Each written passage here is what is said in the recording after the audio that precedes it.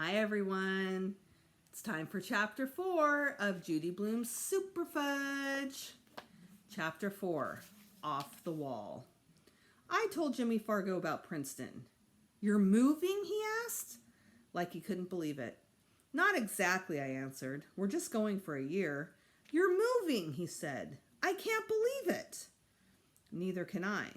You don't have to move, he said. You could stay here if you really wanted to. You think I don't want to stay? I don't know anybody in Princeton. You think I want to go to some school where I don't have any friends? Then tell your mother and father that you refuse to go. That's what I'd do. But where would I live? With me. But where would I sleep? On the floor, Jimmy said. It's good for your back to sleep on the floor. I thought about sleeping on the floor for a year, and about living with Jimmy and his father. Mr. Fargo used to be an actor, but now he's a painter. He paints these weird-looking pictures of circles and triangles and squares. He's so absent-minded that he only buys food when Jimmy reminds him. One time, I looked in the refrigerator, and all they had was an empty bottle of wine, half an apple, and a salami and onion sandwich that's so old it had turned green. If you don't stay, I'm never going to talk to you again, Jimmy said. I mean, never. He bent down and tied his shoelace. Jimmy's laces were always undone. And I'm going to tell Sheila Tubman she can have your rock in the park. He added, You wouldn't. Try me. Some friend you're turning out to be. Same for you. Jimmy turned and walked away, his hands stuffed deep in his pockets. I thought of plenty more to say as soon as he was gone, but instead of running down the street after him, I went home. Is that you, Peter? Mom called. No. I went into my room and slammed my bedroom door. I was glad I hadn't bothered to hang my map of the world again. I took out my Kreskin's crystal. Jimmy gave it to me on my last birthday. When I can't fall asleep at night, I hold the chain above the lucite base and watch the small ball swing from side to side. I concentrate on it until my eyes get this heavy feeling and I want to close. I opened my window enough to throw out my Kreskin's crystal. I imagined it smashing into a zillion pieces on the sidewalk below. But suppose I had trouble falling asleep in Princeton. What would I do? I put it back in the box. There had to be a better way to get even with Jimmy Fargo.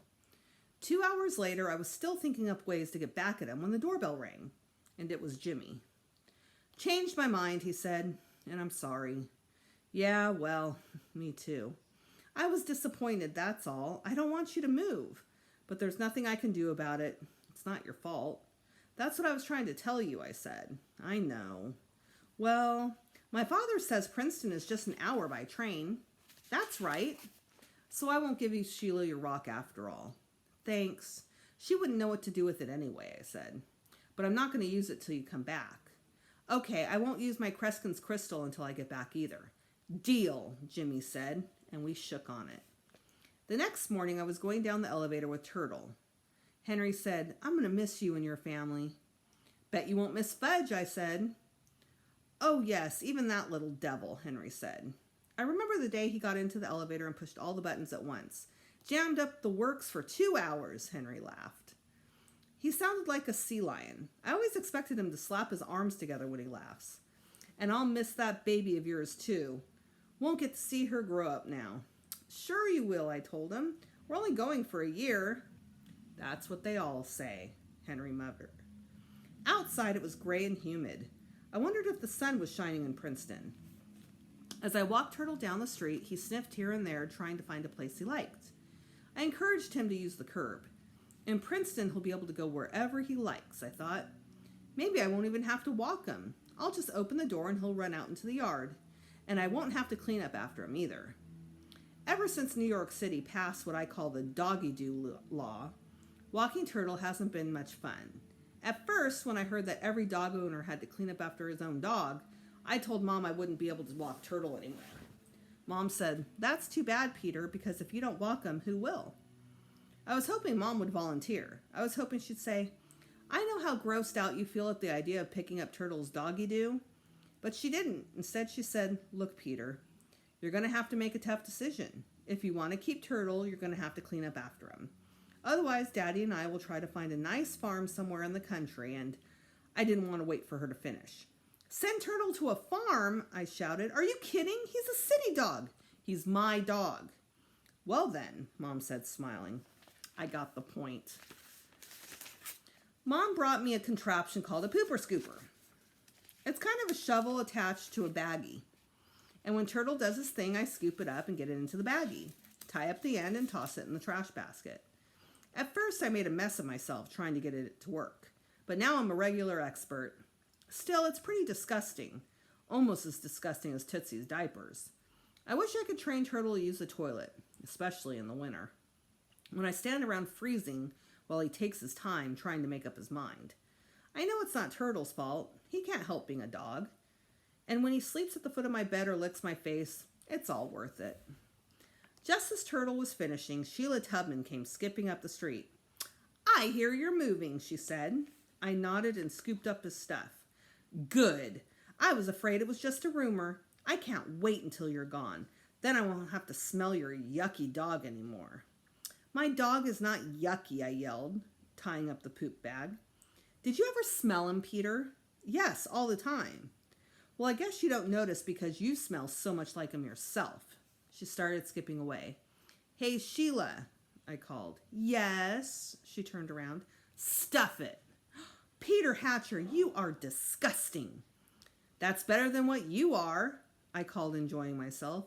Oh yeah, what's that? She asked. That's for me to know and you to find out. Ha ha, very funny, she said.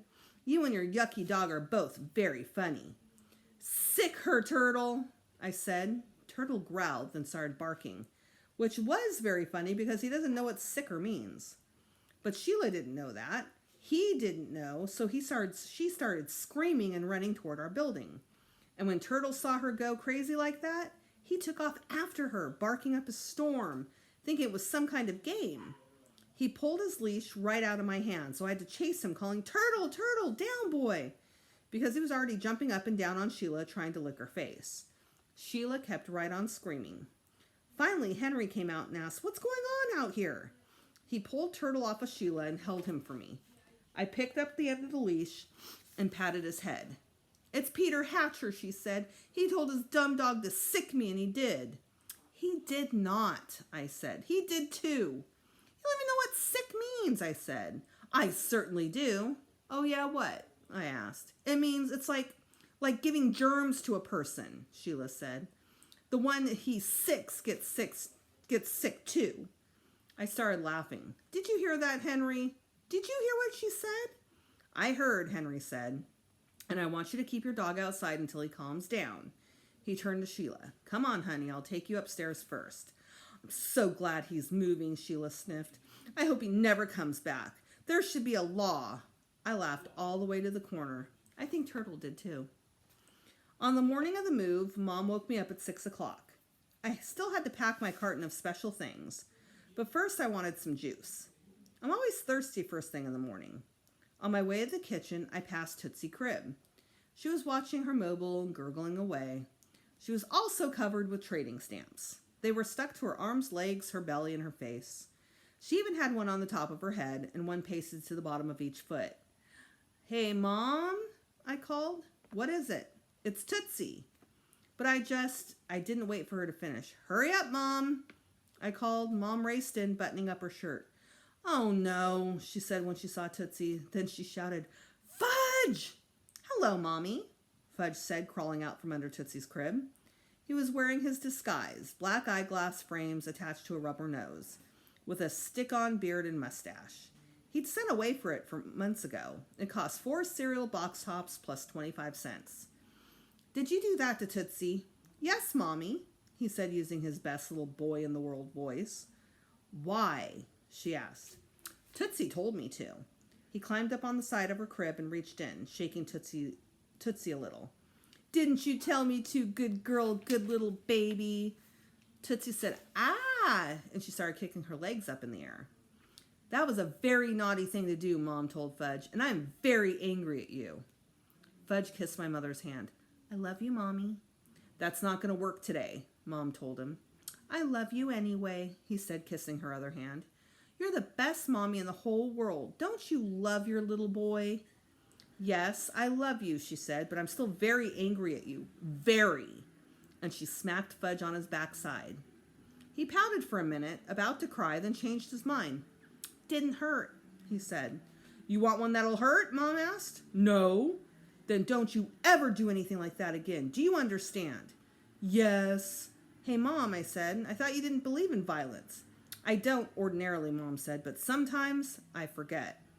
Look, it's okay with me if you want to spank Fudge, I said. Personally, I think a spanking a day would do him good. No, no, no, Fudge shouted, holding his rear end. Why'd you really do it? I asked him. I want to trade her in for a two-wheeler, like yours, he told me. You can't trade her in, Mom said. She's a person, not a book of stamps. She looks like a book of stamps, Fudge said. Mom picked up Tootsie. Well, doesn't she? Fudge asked again, and I could tell Mom was trying hard not to laugh. You know something, Fudge? I said. You're off the wall. You are really off the wall. Off the wall, he sang, dancing around Mom and Tootsie. Fudgy is off the wall. Tootsie laughed. Either that or she hiccuped. It's hard to tell difference. I followed Mom into the bathroom where she set Tootsie in the sink. 2 years of trading stamps down the drain. I said, Goodbye, stamps, Fudge called from the doorway. Goodbye, goodbye. I'm not going to save stamps anymore, Mom said. I'm going to find a grocery store that gives away something else. An hour later, Dad came back with the U-Haul, and we loaded it and were on our way. As soon as we were through the Lincoln Tunnel, Fudge started singing. M-A-I-N-E spells Princeton. No, it doesn't, stupid. It spells Spain. I know, Fudge said. I'm just making up a song. Maybe you could make it up in your head, Dad suggested, and sing it to us when we get to Princeton. Then it'll be a surprise. A surprise, Fudge said. I like surprises. He was quiet for a minute. Then he said, You know what, Daddy? I'm off the wall. Who told you that? Dad asked. Peta, didn't you? He asked me. Yeah, I said. I sure did, and you sure are. I'm off the wall, Fudge repeated, just like Peta's map of the world. He rested his head against Mom's shoulder, and I could hear him slurping away on his fingers. He was still wearing his disguise. And that's all for Chapter 4. Stay tuned for Chapter 5. Bye, you guys.